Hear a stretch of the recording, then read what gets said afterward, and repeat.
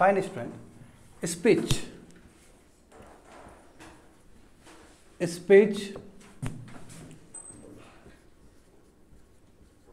Class number 2।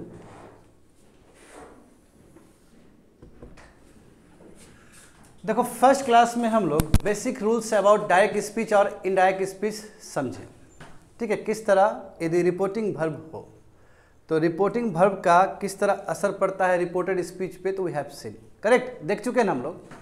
देखो जैसे example देखो स्टूडेंट, जो पिछले क्लास में हम लोग क्लास 1 में बात किए थे, ही said I will visit the US, let's say,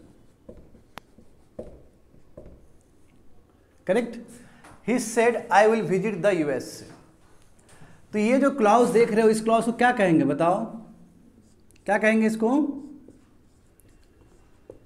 reporting clause, या फिर क्या कह सकते हैं इसको हम लोग? Reporting speech. क्या कह सकते हैं? Reporting speech. और इसके अंदर जो वर्ब प्रेजेंट है, जो सेड है, ये क्या है बताओ?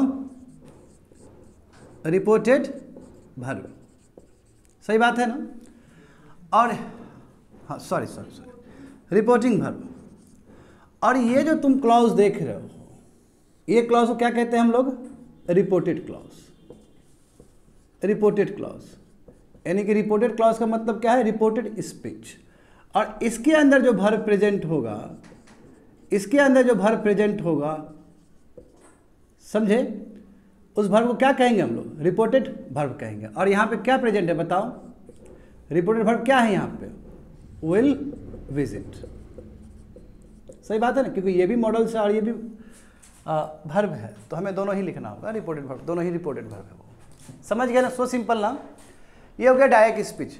रिपोर्टिंग क्लॉज यानी कि रिपोर्टिंग स्पीच और रिपोर्टेड स्पीच जो है, ये दोनों जब कंबाइन होता है तो क्या बनता है? डायरेक्ट स्पीच बनता है।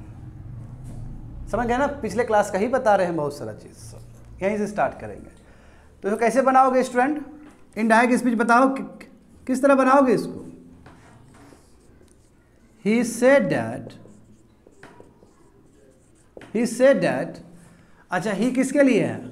यानी कि आई किसके लिए? ही के लिए है ना। तो यहाँ पे क्या आना चाहिए? प्रोनाउन में क्या चेंज होना चाहिए? ही, चूंकि फ्यूचर रेफरेंस है और चूंकि यहाँ पे V2 है, V2 यहाँ पे आएगा तो जाहिर सी बात है यहाँ पे चेंज आएगा। तो क्या होगा यहाँ पे? He would visit the US, समझ गया ना। हाँ, जब हम लोग इनडायरेक्ट स्पीच बना रहे हैं बच्चे लोग, गौर करना, जब हम लोग इनडायरेक्ट स्पीच बना रहे हैं तो इस समय तुम इसको रिपोर्टिंग स्पीच कह सकते हो, इसको भी कह सकते हो कि ये reporting speech of indirect speech, यानी कि reporting clause of indirect speech, इसको भी कह सकते हो, कोई दिक्कत नहीं है। जिस तरह इसको कह रहे हो तो इनडायरेक्ट स्पीच में इसको भी कह सकते हो। ये क्या है? रिपोर्टिंग क्लॉज है। और ये जो है यहाँ से, ये जो दिख रहा है तुमको, ये क्या है? रिपोर्टेड क्लॉज है। रिपोर्टेड क्लॉज है इनडायरेक्ट स्पीच का। और ये जो देख रहे हो डैट क्या है बताओ? कंजंक्शन है। आखिर कंजंक्शन क्यों यूज़ कर रहे हैं हम लोग? ताकि यहाँ पे जो कॉमा और जो तुम्हारा डबल कोटेशन मार्क है, यानी कि जो इन्वर्टेड कॉमा है, उसको हटाने के लिए।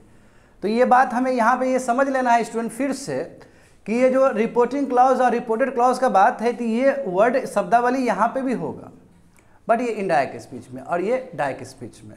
यहाँ पे नैरेटर का रोल इंपॉर्टेंट हो जाता है, क्योंकि नैरेटर अपने हिसाब से with respect to certain rules and regulation, rules और रेगुलेशन को फॉलो करते हुए इस तरह लिखते हैं। रूल्स और रेगुलेशन का मतलब क्या है?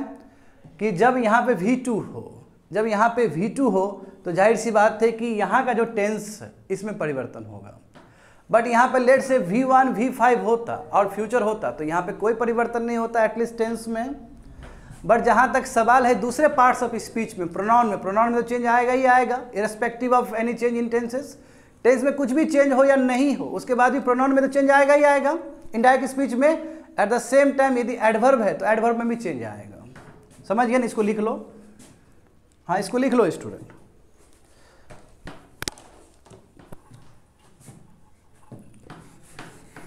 तो आज का क्लास देखो, ये तो बस पिछले क्लास का ही थोड़ा रिमाइंडर दिए थे कि पिछले क्लास में हम लोगों ने क्या क्या किया है।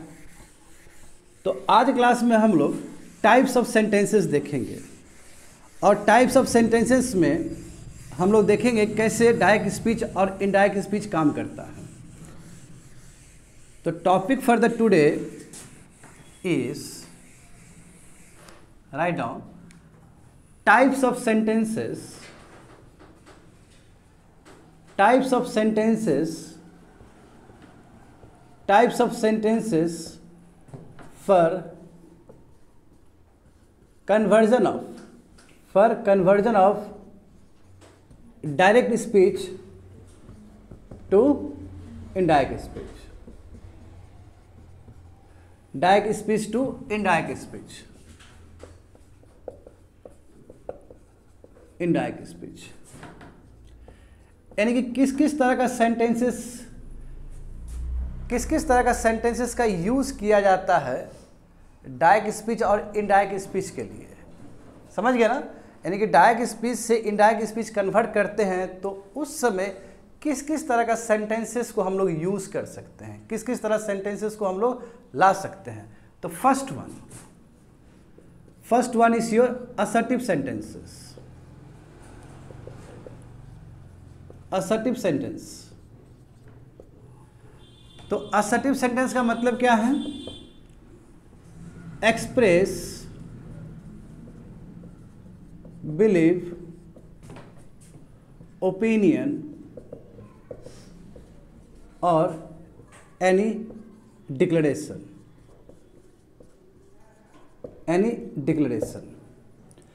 तो ये असर्टिव सेंटेंस, चूंकि इसमें डिक्लेरेशन हो रहा है तो इसलिए असर्टिव सेंटेंस को हम लोग डिक्लेरेटिव सेंटेंस भी कह सकते हैं, समझ गया ना? जहां तक सवाल है सेंस का, तो इसमें दोनों ही सेंस हो सकता है, पॉजिटिव सेंस भी हो सकता है प्लस नेगेटिव सेंस भी हो सकता है। अभी मैं एग्जाम्पल के थ्रू समझाता हूं, दोनों सेंस भी हो सकता है। जैसे एग्जाम्पल समझो student, example, he said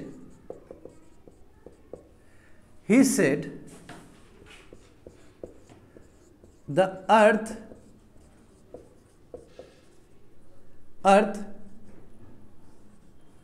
revolves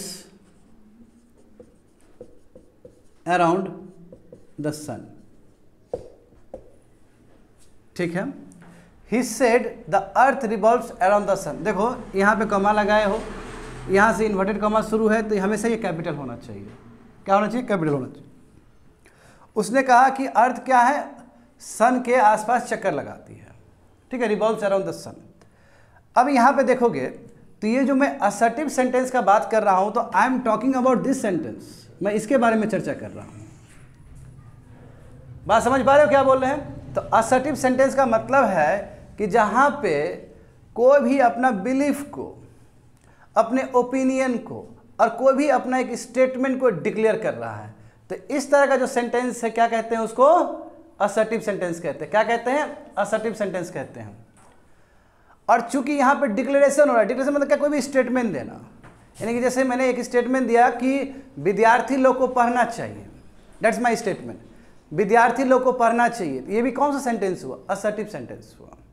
तो कोई भी डिक्लेरेशन, जैसे मैं एक टीचर हूँ, ये भी क्या है? तुम्हारा असर्टिव सेंटेंस। जैसे मैं ये कहूँ कि मैं एक टीचर नहीं हूँ, तो ये भी असर्टिव सेंटेंस है। क्यों? क्योंकि असर्टिव सेंटेंस के अंदर पॉजिटिव और नेगेटिव दोनों ही हो सकता है। बात समझ गए ना? पॉजिटिव सेंस और नेगेटिव सेंस दोनों ही हो सकता है। बच्चे लोग याद करो, हम लोग टेंस का भी चैप्टर कवर कर चुके हैं। जब टेंस में हम लोग स्ट्रक्चर बना रहे थे तो हम लोग जिक्र कर रहे थे affirmative sentence, negative sentence, interrogative sentence और इंट्रोगेटिव नेगेटिव सेंटेंस। 4 टाइप का सेंटेंस हम लोग देख रहे थे, याद है? तो जो पॉजिटिव सेंटेंस था उसको हम लोग अफर्मेटिव सेंटेंस बोल रहे थे। तो क्या क्या रिलेशन है असर्टिव सेंटेंस और अफर्मेटिव सेंटेंस में? क्या रिलेशन है? तो देखो यहाँ पे नोट करके लिख दोगे, ये नोट करके लिखोगे, अफर्मेटिव जो सेंटेंस है, अफर्मेटिव जो सेंटेंस है स्टूडेंट, वो भी बिलीव को एक्सप्रेस करता है, वो भी ओपिनियन को एक्सप्रेस करता है, वो भी डिक्लेरेशन करता है, बट हमेशा पॉजिटिव नोट पे, हमेशा पॉजिटिव टोन में करेगा वो। ये नेगेटिव टोन में नहीं कर सकता। तो अफर्मेटिव सेंटेंस हमेशा कोई भी चीज़ को डिक्लेयर करेगा, कोई भी चीज़ को एक्सप्रेस करेगा, कोई भी बिलीव को रखेगा तो हमेशा वो पॉजिटिव टोन में होना चाहिए। जैसे एग्जांपल देखो, आई एम अ टीचर, ये क्या है? पॉजिटिव सेंटेंस है। तो ये आई एम अ टीचर जो है ये अफर्मेटिव सेंटेंस भी है, at the same time assertive sentence भी है। तो हम कह सकते हैं कि अफर्मेटिव सेंटेंस कुछ नहीं, एक हिस्सा है असर्टिव सेंटेंस का, यानी कि जो इसका पॉजिटिव सेंटेंस है, जो पॉजिटिव सेंस है उसी चीज़ को कैरी करता है अफर्मेटिव सेंटेंस। आया समझ में ना? जैसे एग्जाम्पल देखो, he said the earth revolves around the sun. अच्छा, इसका बताओ तो क्या होगा? ये डायरेक्ट स्पीच हुआ ना, इसका इनडायरेक्ट स्पीच क्या होगा? बताओ तेजी से, क्या होगा इसका इनडायरेक्ट स्पीच? पिछले क्लास में पढ़े थे ना, जो यूनिवर्सल फैक्ट हो, V2 के चेंज होने के बाद भी universal fact will remain the same, same ही रहेगा ना। He said that the earth revolves around the sun. So simple, so simple ना। तो ये क्या हो गया? इनडायरेक्ट स्पीच हो गया। तो ये देख रहे हो स्टूडेंट, ये किस फॉर्म में लिखा गया है? ये असर्टिव सेंटेंस। ये क्या है? Assertive sentence. चाहे तुम डीएस का उठा के देखो, डायरेक्ट स्पीच का उठा के देखो, या फिर ये हम लोग जो इनडायरेक्ट स्पीच में लिखे हैं, तो ये भी क्या है? क्या है ये भी असर्टिव सेंटेंस है, ये भी अफर्मेटिव। ये अफर्मेटिव भी है अभी, क्योंकि पॉजिटिव टोन में लिखा गया। लेट्स से दूसरा का एग्जांपल देते हैं हम। हाँ, एक एग्जांपल देते हैं डीएस का। He said we can't live without water.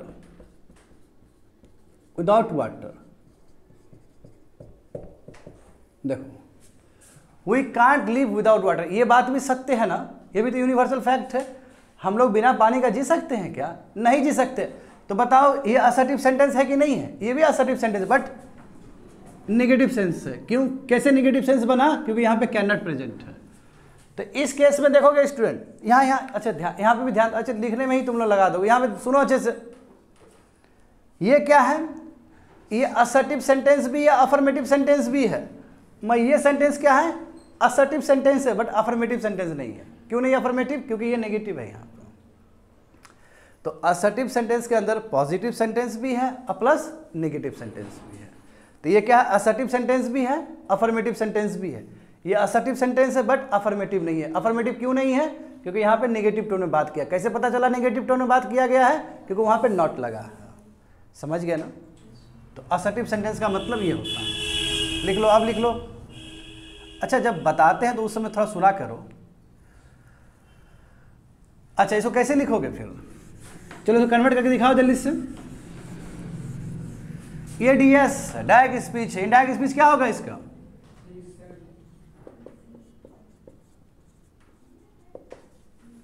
क्या होगा इसका?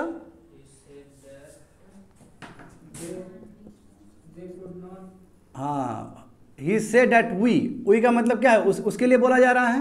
हाँ, उसके लिए बोला जा रहा है। ही का प्लूरल क्या होगा? दे होगा कि नहीं होगा? दे कुड नॉट नहीं, सेड है, ये तो फैक्ट है ना। They can't live without water. अच्छा, टेंस में क्यों नहीं परिवर्तन आया बताओ तो? हाँ, यूनिवर्सल फैक्ट के वजह से। हाँ, मगर यूनिवर्सल फैक्ट हो कुछ भी हो, मगर जानते हो कि प्रोनाउन में चेंज आता है, नाउन में चेंज नहीं आया। देखो तो नाउन में कोई चेंज नहीं आया, बट प्रोनाउन में चेंज आएगा इरेस्पेक्टिव ऑफ एनी कंडीशन। चलो इसको लिख लो। तो हम लोगों ने कैटेगरिकली देखा स्टूडेंट कि अफर्मेटिव सेंटेंस में, है ना, अफर्मेटिव सेंटेंस का मतलब क्या होता है और किस तरह ये काम कर रहा होता है रिपोर्टेड स्पीच में। आई रिपीट, रिपोर्टेड स्पीच में, नॉट रिपोर्टिंग स्पीच में। क्योंकि ये जो तुम क्लाउज 2 देख रहे थे वो क्या था? रिपोर्टेड स्पीच या रिपोर्टेड क्लाउज। समझ गया ना? दूसरा देखते हैं हम लोग, second type of sentences, that is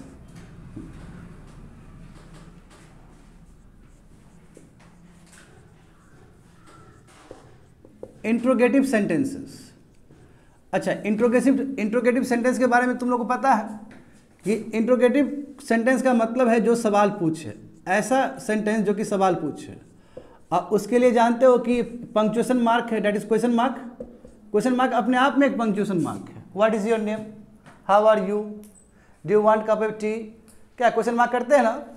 तो इंट्रोगेटिव सेंटेंस का मतलब है कि ऐसा सेंटेंस जो कि सवाल पूछे आपसे, ठीक है। तीसरा देखो किस तरह का हो सकता है, imperative sentence. Imperative sentence, imperative sentence का मतलब क्या है कि ऐसा सेंटेंस एक्सप्रेस, ऐसा सेंटेंस जहां पे ऑर्डर हो, एडवाइस हो, करेक्ट, ऑर्डर हो, एडवाइस हो, कमांड हो, सजेशन हो, एसेट्रा। और जहां पे विद्यार्थी लोग, जहां पे सब्जेक्ट जो हो वो अंडरस्टूड हो। सब्जेक्ट क्या हो, अंडरस्टूड हो। जैसे मैंने कहा कीप क्वाइट, लेट्स से मैंने कहा कीप क्वाइट, इसका मतलब क्या हुआ, अंडरस्टूड है कि हम तुमसे बोल रहे हैं, है ना। बी हैप्पी, क्या हुआ, हम तुमको बोल रहे हैं। डू योर वर्क, हम तुमको बोल रहे हैं। तो इसमें जो ही नहीं कि हम सब्जेक्ट लिखेंगे, वो क्या है, इंपेरेटिव। इंपेरेटिव में कुछ भी हो सकता है, जो ही नहीं कि हर समय ऑर्डर ही होता है। इसमें रिक्वेस्ट भी हो सकता है, ठीक है। जैसे एग्जांपल, जैसे मैंने कहा कि please bring me A cup of T, request है कि नहीं है बताओ। प्लीज़ कॉपरेट मी, क्या है, ये रिक्वेस्ट है कि नहीं है। तो इंपेरेटिव सेंटेंस में जो ही नहीं कि हमेशा आदेश ही होगा, इसमें रिक्वेस्ट भी हो सकता है, इसमें सजेशन भी हो सकता है, इसमें एडवाइस भी हो सकता है। Everything can come under your imperative sentence. और इस सेंटेंस का खासियत क्या है कि सब्जेक्ट अंडरस्टूड है, सब्जेक्ट लिखा नहीं जाता है। वो अंडरस्टूड है कि सब्जेक्ट क्या है, सेकंड पर्सन होगा कोई।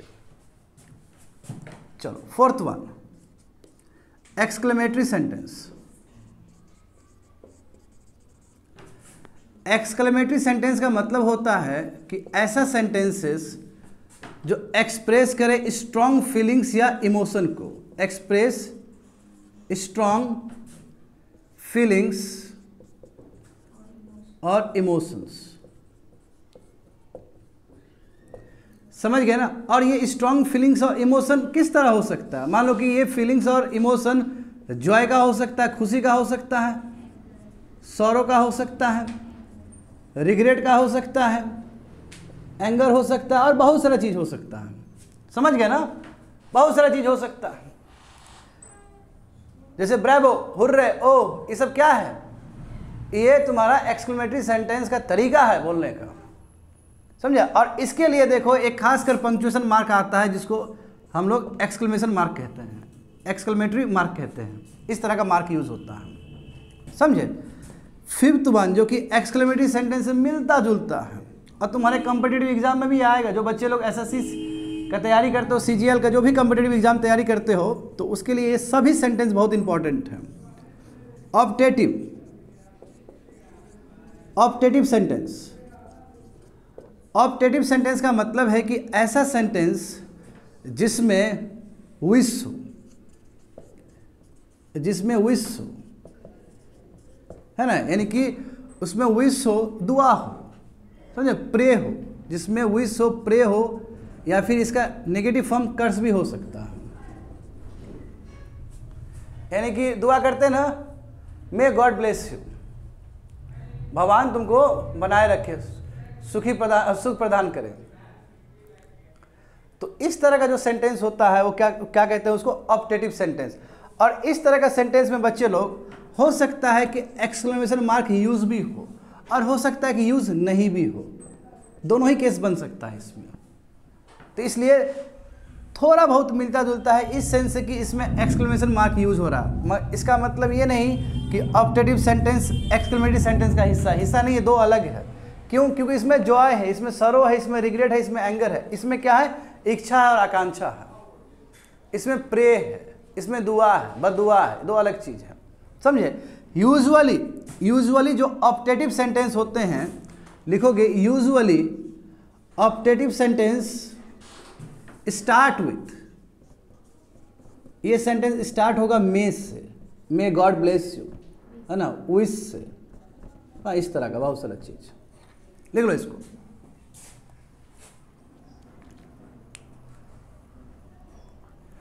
तो ये जो देख रहे हो अभी बोर्ड पे या फिर स्क्रीन में, ये जो 5 जो सेंटेंस है, इस पे हमें काम करना है। और ये पांचों सेंटेंस का जो मैं तुम लोग को रेफरेंस लेके आया हूँ, ये खुद एक कॉम्पिटिटिव एग्जाम का रेफरेंस है, समझे ना। तो यदि ये कर लोगे, मैसेज यही है छोटा सा कि यदि ये कर लोगे, समझ लोगे, तो तुम्हारा जो कॉम्पिटिटिव वाला जो अप्रोच है वो भी कंप्लीट हो जाएगा, समझ गए ना। चलो, तो अभी तक जो पिछले क्लास से लेके अभी तक जो चर्चा हो रहा था, बताओ तो कौन से सेंटेंस पे वो चर्चा हो रहा था? वो असर्टिव सेंटेंस पे चर्चा हो रहा था।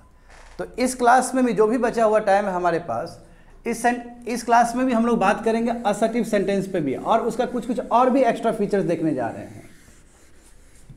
और फिर नेक्स्ट क्लास में हम लोग इंपेरेटिव सेंटेंस और बाकी जो सेंटेंस है उसको देखेंगे। देखो, तो अब यहाँ पे इसको हटा दो, लिखो headlines, conversion of direct speech to indirect speech. Conversion of direct speech to indirect speech. Number 1, assertive sentence. Assertive sentence के लिए करेंगे हम लोग। तो सबसे सरल तरीका क्या है कि एग्जाम्पल के थ्रू करो तो ज़्यादा समझ में आएगा। जैसे देखो, he said, comma, I will come tomorrow. ठीक है, ही said I will come tomorrow. Assertive sentence कहाँ नजर आया तुमको? अच्छा, इसको क्या बोलेंगे? इस क्लॉज को क्या कहेंगे? रिपोर्टिंग क्लॉज कहेंगे। और इस क्लॉज को क्या कहेंगे हम लोग? रिपोर्टेड क्लॉज कहेंगे। इसके वर्ब को क्या कहेंगे? रिपोर्टिंग वर्ब कहेंगे। तो जो देखो, मेन तो रिपोर्टिंग वर्ब का ही है ना, मेन रिपोर्टिंग वर्ब है जी। रिपोर्टिंग वर्ब क्या है? यहाँ पे सेड है, यानी कि V2 है। अब चूंकि रिपोर्टिंग वर्ब V2 है, तो जाहिर सी बात है इनडायरेक्ट स्पीच में पूरा चेंज हो जाएगा। यानी कि यहाँ पे जो तुम देख रहे हो टेंस, इसमें पूरा परिवर्तन आ जाएगा। तो बताओ क्या होगा इसका indirect speech? He said that. सही बात है, ही सेड दैट। अब बताओ आई किसके लिए यूज हुआ है? हाँ, वेरी गुड, ही के लिए यूज हुआ है। तो यहाँ पे ही लिखोगे, ही विल क्या हो जाएगा? Would come as it is रहेगा। टुमारो क्या हो जाएगा? हाँ, the next day. The next day. क्यों नेक्स्ट डे कहते हैं तो पिछले क्लास में जाके देख लो, समझ में आ जाएगा अच्छे से। देखो, ये समझ में आया नहीं है? अब देखो, यहां से हमें कुछ चीज निकालना है। तो हम जानते हैं असर्टिव सेंटेंस में जो रूल के हिसाब से, अच्छा रूल से पहले एक सेंटेंस और देना चाहते हैं। देखो, ही सेज, चलो, he says I will come tomorrow. चलो, लेट से यदि ऐसा सेंटेंस हो, मैं यहां पे तुम लोग देख रहे हो रिपोर्टिंग वर्ब क्या है? सेज है। हम इस बात को जानते हैं विद्यार्थी लोग कि यदि रिपोर्टिंग वर्ब यदि V2 हो तो पूरा चेंज आ जाएगा टेंस में। Changes in tense of reported speech. Reported speech का जो टेंस है उसमें पूरा परिवर्तन आ जाएगा इनडायरेक्ट स्पीच में। सही बात है ना? इसीलिए यहां पे चेंज भी आया है। बट यदि रिपोर्टिंग वर्ब, यदि स्पेस नहीं है मेरे पास, तुम लोग नीचे करके लिखोगे, यदि मान लो कि रिपोर्टिंग वर्ब प्रेजेंट में हो, प्रेजेंट का तात्पर्य क्या है कि V1 या V5 हो, या फिर फ्यूचर में हो। अब फ्यूचर का मतलब क्या? मॉडल प्लस V1, ये नहीं होता फ्यूचर का मतलब, मॉडल प्लस V1। मॉडल का मतलब क्या होता है? मॉडल को भी दिखा दो यहाँ पे, या तो विल हो सकता है, शैल, मे, मस्ट, एसेट्रा। तो उस केस में there will be no change, कोई भी चेंज नहीं होगा। No change in tense of reported speech. पूरा करके लिख दो अच्छे से। तो देखो यहां पे, देखो यह प्रेजेंट टेंस में है ना ये, तो क्या होना चाहिए बताओ? तो ही सेज दैट। आई को चेंज करोगे क्या हो जाएगा? ही हो जाएगा। और ये सेम रहेगा, ये इसलिए सेम है क्योंकि यहां पे present tense, he will come. हाँ, बट टुमारो जो है वो तो चेंज होगा, क्योंकि डायरेक्ट स्पीच से इनडायरेक्ट स्पीच जाएगा तो उसको चेंज होना ही होना है। ही will come the next day. यानी कि जो पिछले क्लास में हम जो रूल्स और रेगुलेशन बता रहे थे वो सभी के लिए बैठता है, और असर्टिव सेंटेंस के लिए तो हूबहू बैठ रहा है वो। बात समझ रहे हो ना? बिल्कुल। अच्छा, लेट से ऐसा होता, चलो ये तो हो गया प्रेजेंट। यदि फ्यूचर होता, he will say I work hard. He will say, वो बोलेगा कि वो काम करता है, आई वर्क हार्ड, मतलब हम एक्सपेक्ट कर रहे हैं, नैरेटर एक्सपेक्ट करके ऐसा वो बोलेगा, तो क्या होगा बताओ इसका? he will say that he works, क्योंकि ही आया तो थर्ड पर्सन सिंगुलर है, तो जाहिर सी बात है V5 आएगा। उससे समझ गए ना? तो कहने का मतलब ये हुआ विद्यार्थी लोग कि यहाँ पे यदि रिपोर्टिंग वर्ब प्रेजेंट टेंस और यदि रिपोर्टिंग वर्ब फ्यूचर टेंस में है तो कोई रिपोर्टेड स्पीच के वर्ब में कोई चेंज नज़र नहीं आएगा, कोई चेंज नहीं होगा। हाँ, ये मत बोलना कि सर वर्क यहाँ पे ये वर्क्स हुआ, नो, दोनों ही प्रेजेंट टेंस में ही है। वो V1 से V5 जाने का मतलब ये नहीं कि टेंस चेंज हो गया, टेंस सेम ही है, वो प्रेजेंट टेंस। समझ गया ना? हाँ, V5 इसलिए लिख रहे हैं क्योंकि यहाँ पे जो सब्जेक्ट है वो क्या है, थर्ड पर्सन सिंगुलर, इसलिए हम V5 लिख रहे हैं। चलो,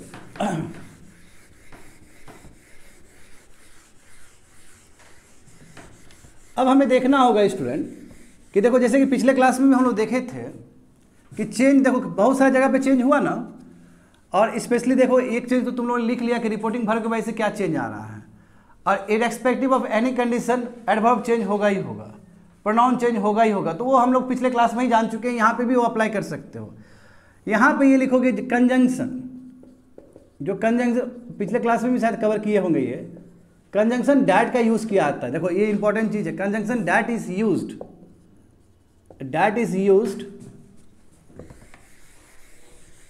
conjunction that is used in assertive sentences. देखो केवल असर्टिव सेंटेंस में ही यूज होता है डैट, जान लेना, और असर्टिव सेंटेंस और ऑप्टेटिव सेंटेंस में ही, मगर अभी के लिए समझो कि डैट जो यूज होता है असर्टिव सेंटेंस में यूज होता है। यानी कि conjunction that is used in assertive sentences to replace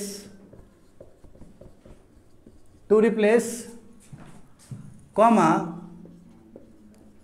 and inverted commas, समझ गए ना? Comma and inverted commas of direct speech लिख दो। डायरेक्ट स्पीच का जो कॉमा और इन्वर्टेड कॉमा है उसको क्या करता है, रिप्लेस कर देता है, और इनडायरेक्ट स्पीच में वो केवल डैट को लेके आता है। बात समझे? ये है मतलब।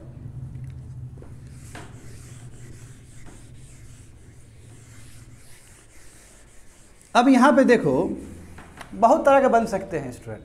जैसे एग्जांपल देखो, अभी तक तो बहुत ही सिंपल देख रहे थे तुम लोग कि he said, he will say, he said, ऐसे ही देख रहे थे। मगर ऑब्जेक्ट भी तो हो सकता है। जैसे देखो, he said to me, he said to me I visited a temple। अब यहां पे देखो ये थोड़ा डिफरेंट है, यहां पे खुद नैरेटर आएगा, नैरेटर को बोल रहा है। टू मी मतलब क्या, नैरेटर जो बोलने वाला है ये चीज को, ये डायरेक्ट स्पीच हुआ। इससे पहले जितना भी हम लोग मैक्सिमम सेंटेंस देखे थे तो वहां पे इस तरह का नैरेटर का इंट्रोडक्शन नहीं था, मगर इसमें नैरेटर भी है। तो बताओ तो इसको कैसे लिखोगे? हाँ बिल्कुल, he told me that, आई किसके लिए, ही के लिए, यहां V2 है तो क्या आएगा, had visited a temple। समझ गए ना? अब देखो यहां पे देखो स्टूडेंट, आखिर क्यों टोल्ड ही यूज करते हैं, सेड टू मी क्यों नहीं यूज किए हम लोग? हाँ वेरी गुड, बहुत अच्छा। देखो ये सेड जो है ना, ये क्या है, इंट्रांजिटिव वर्ब है। लिख लोगे ये इंट्रांजिटिव वर्ब है, intransitive verb, intransitive verb.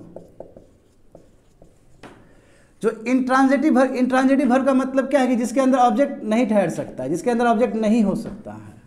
But जब डायरेक्ट स्पीच हम लिखेंगे, सॉरी जब इनडायरेक्ट स्पीच हम लिखेंगे तो हमें किस तरह का वर्ब चाहिए, हमें रिपोर्टिंग वर्ब चाहिए, ट्रांजिटिव वर्ब। तो इससे मिलता जुलता कोई वर्ब को पकड़ना है हमें, और जो ट्रांजिटिव भी हो, तो सेट का मिलता जुलता कोई वर्ब जो ट्रांजिटिव हो वो क्या है, टोल्ड है, समझे ना। तो अब यहाँ पे देख सकते हो इसका ठीक टोल्ड जो होगा वो ट्रांजिटिव वर्ब है। तो वो ट्रांजिटिव वर्ब का मतलब क्या हुआ कि उसके अंदर ऑब्जेक्ट हो सकता है, वो ऑब्जेक्ट रख सकता है, समझे ना, उसमें ऑब्जेक्ट पॉसिबल है। तो यहीं पे एग्जांपल देख सकते हो, ही सेड टू मी। अब देखो सेड के बाद टू आया, यहाँ प्रीपोजिशन आया ना।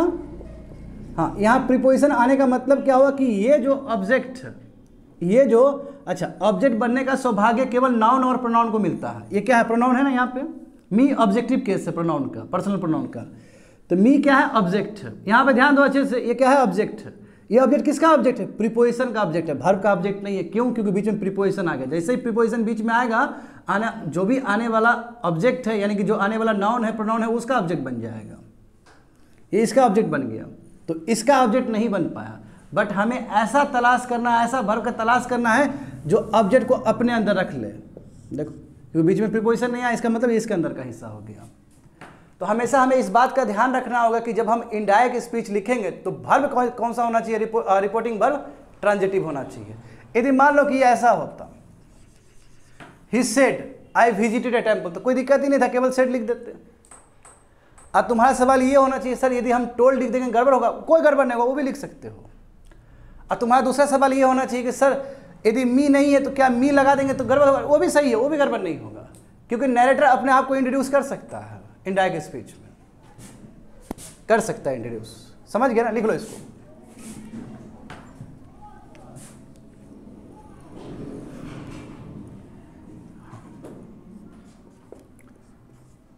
हाँ, ये तुम्हारा, हाँ ये भी इसको करके लिख देना कि इसको ट्रांजिटिव वर्ब यूज करना है इन इनडायरेक्ट स्पीच, इनडायरेक्ट स्पीच में।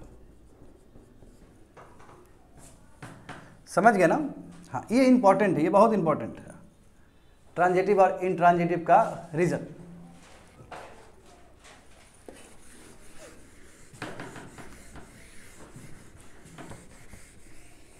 अच्छा, कुछ सेंटेंस देता हूं मैं, तुम लोग फटाफट बनाना। अब पार्टिसिपेट करो, ये सेंटेंस तुम लोग के लिए है। Example,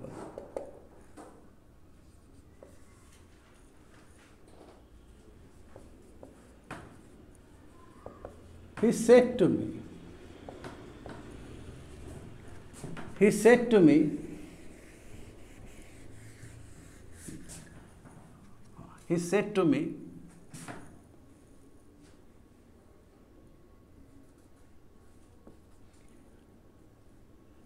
he said to me, you go to market। चलो, इसको कैसे बनाओगे, लिख लो पहले, अब बना के देखो तो।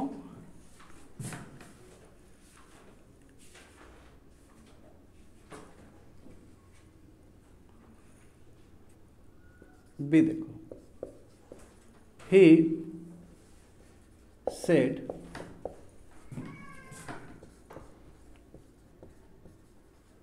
tomorrow never comes। See, he says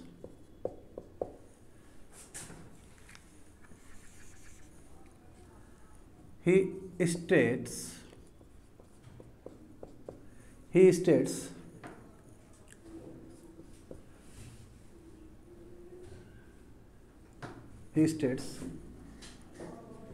I have a work। D, he states I have a work।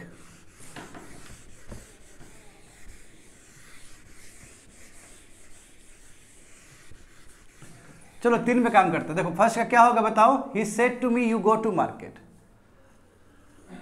भाव देखो स्टूडेंट, इसमें भाव देखो कि उसने क्या बोला है। भाव मतलब उसका फीलिंग समझो कि बोलना क्या चाहता है स्पीकर। उसने मी से बोला, मी मतलब नैरेटर से बोला कि तुम कहाँ जाओ, मार्केट जाओ, यू गो टू मार्केट। तो ये बोलने का मतलब क्या हुआ, क्या लिखोगे, ट्रांजिटिव वर्ब कैसे लिखोगे? He told me that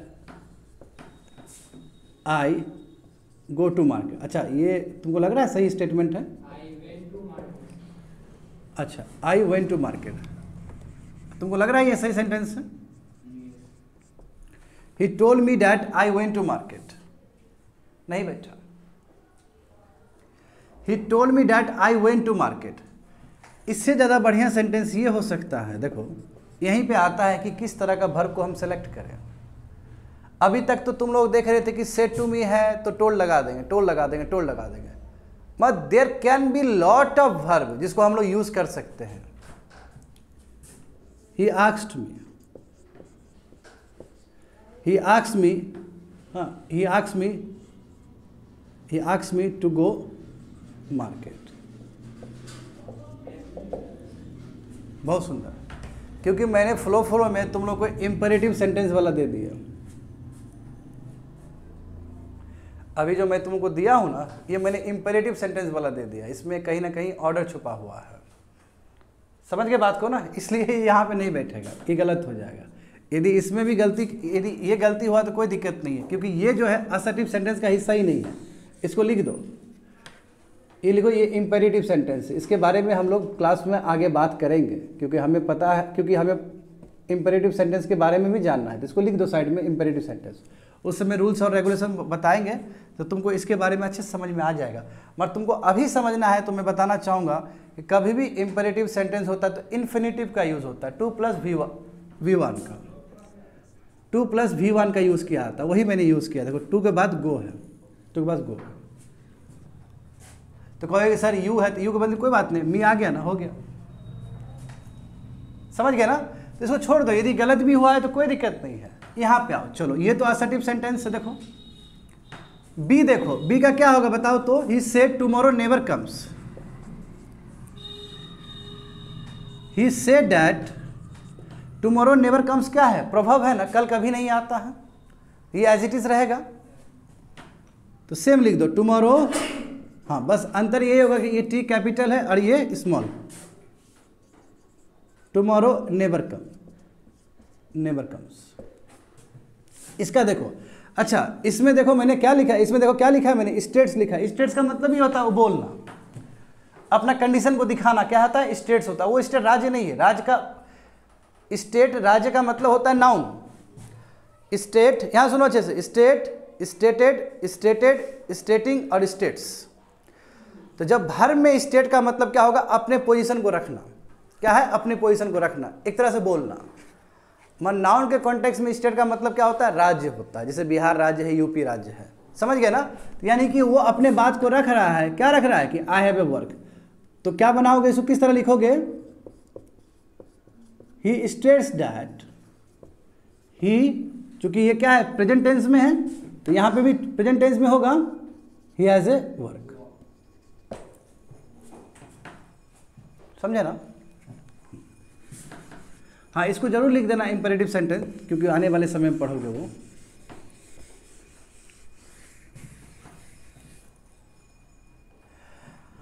अच्छा,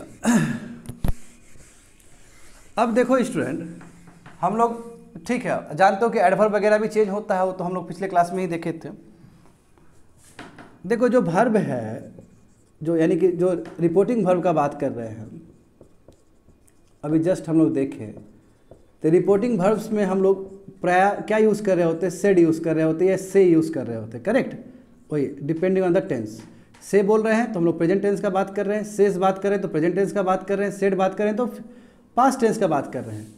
तो जब हम इनडायरेक्ट स्पीच लिखेंगे तो ये दूसरा भी चीज़ हो सकता है, जैसे यहाँ टोल्ड भी हो सकता है, समझे ना? यदि कंडीशन आए तो मेंशन भी हो सकता है, यदि वैसा कंडीशन आए तो स्टेटेड भी लिख सकते हैं, वैसा कंडीशन आए तो इंक्वायर्ड भी लिख सकते हैं।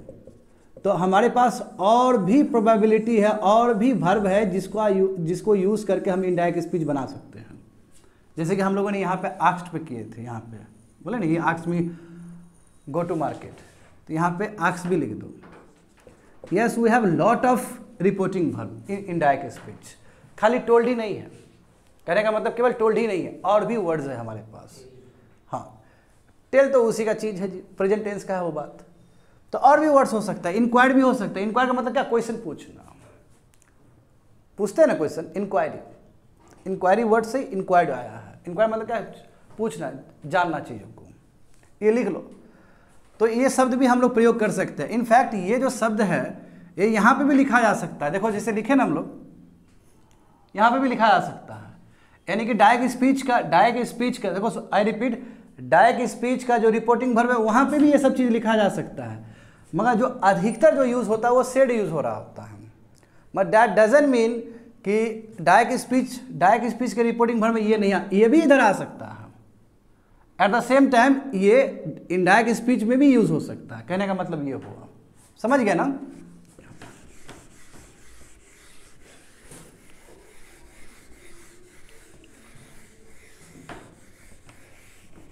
चलो एक सेंटेंस देते हैं, 1-2 सेंटेंस, इसको बनाओ तुम। He said, I have, inquired का मतलब होता है पूछना, सवाल पूछना। आई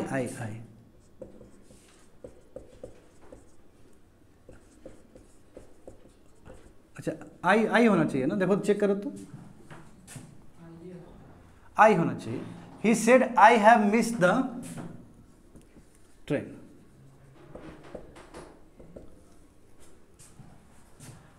आई है कि ई है? कोई बात नहीं, देख लो, यदि गलती भी बोले तो ठीक कर लेना। यहाँ पे देखो, चलो इसको बनाओ जल्दी तेजी से। हाँ चलो ठीक। हाँ मगर इंक्वायर्ड वर्ड भी होता है, इसका मतलब ये नहीं, इसका भी एग्जिस्टेंस है, इस वर्ड का भी एग्जिस्टेंस है। एनीवे यहाँ पे देखो, he said I have miss the train. बनाओ तेजी से इसको तेजी से बनाओ। He said to me I will, या चलो आई के साथ मैं सेल लगा ही सकता हूँ, मॉडल जानते हो। I shall have been giving, I shall have been giving the exam this time tomorrow.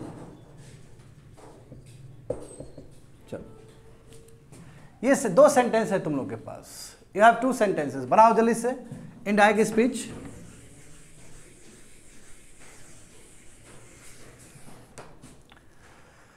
चलो देखो जरा, हाँ यही पार्टिसिपेट कर लो। He said I have miss the train, क्या होना चाहिए इसमें?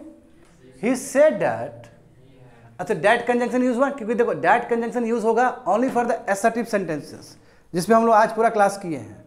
आज क्लास जो हुआ है बस एक ही थोड़ा एक्सेप्शनल था, वो गलती से हम दे दिए हैं, उसके बारे में हम लोग बाद में बात करेंगे, ठीक है। तो कंजंक्शन जो डैट है बीच में, जो इनडायरेक्ट स्पीच में यूज़ हुआ है, वो डैट असर्टिव सेंटेंस में ही यूज़ हो सकता है, इंपेरेटिव सेंटेंस में ऐसा नहीं है, ठीक है ना। हाँ ऑप्टेटिव में भी यूज़ हो सकता है, रियर केस में, वो भी देखेंगे हम लोग, बट फिर इंट्रोगेटिव में भी नहीं है वो चीज़। तो हमारे दिमाग से ये जहन से उतर जाना चाहिए कि हमेशा डैट कंजंक्शन के रूप में यूज़ होगा, ये यूज़ नहीं होगा, बाद में देखोगे तुम लोग बाकी सेंटेंस में। एनीवे यहाँ पे देखो, he said that he had missed the train, had लगेगा, क्यों? क्योंकि यहाँ पे V2 है तो यहाँ पे चेंज आएगा, समझे ना। यहाँ पे क्या है, प्रेजेंट परफेक्ट टेंस में है तो क्या हो जाएगा, past perfect tense. He said that he had missed the train, ठीक है, ये हो गया। चलो ये बनाओ ना, ये मजेदार है ना, इसमें दिमाग लगेगा। देखो करो जल्दी से। He said to me, इसका मतलब क्या हुआ? He told me, he told me that, I किसके लिए आया है? ही के लिए। ही के साथ जानते हो मॉडल कौन सा यूज होगा? मैं देखो यहाँ पे V2 है, जब यहाँ पे V2 है तो यहाँ पूरा चेंज आ जाएगा ना। हाँ ही हुड, कहोगे कि सर शुड भी तो था। पिछले क्लास में तुम लोग को बताया गया है कि फ्यूचर रेफरेंस के लिए सेल शुड भी हो सकता है। देखो गौर करो, यहाँ पे सेल शुड भी हो सकता है या सेल हुड भी हो सकता है, करेक्ट यही बोले ना। हाँ तो डिपेंड करता है कि भाव कैसा है डायरेक्ट स्पीच में। That was my statement. इसमें भाव क्या, आई, यहाँ पे देखो आई के साथ सेल लगना बहुत सामान्य बात है कि नहीं है? इसमें कोई कंपल्सन है क्या? कंपल्सन नहीं है, वो विलिंगनेस है। तो ही के साथ क्या लगेगा? वुड लगेगा, समझे ना? He told me that he would have been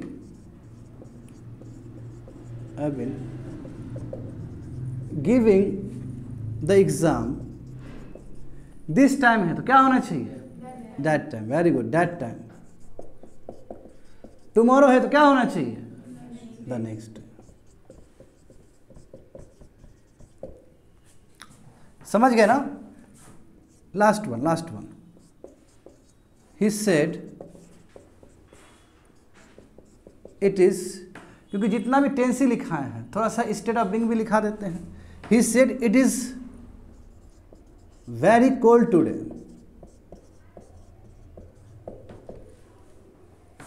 he said it is a very cold today, क्या लिखोगे? ही सेड दैट, V2 है ना, पूरा चेंज हो जाएगा ना इधर भी। ही सेड दैट इट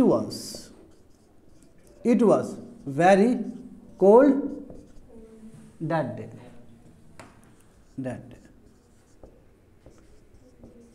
समझ गया ना? That's it, completed. Assertive sentence complete हो चुका है स्टूडेंट्स।